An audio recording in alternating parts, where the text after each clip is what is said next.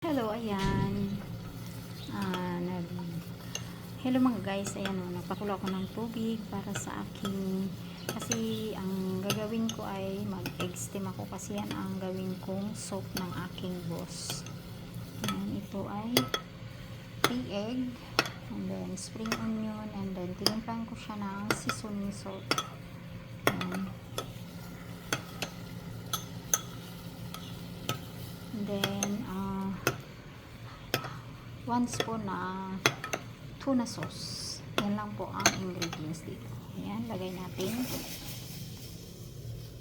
Parang silbi yan ang ano niya, ang sabaw kasi ang ulam niya ay pork spicy ang kanyang main.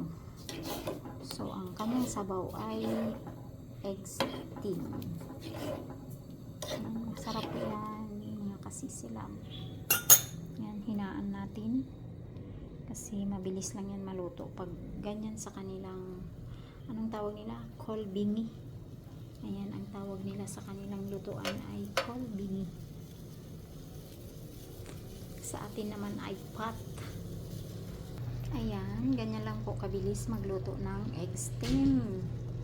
Ayan.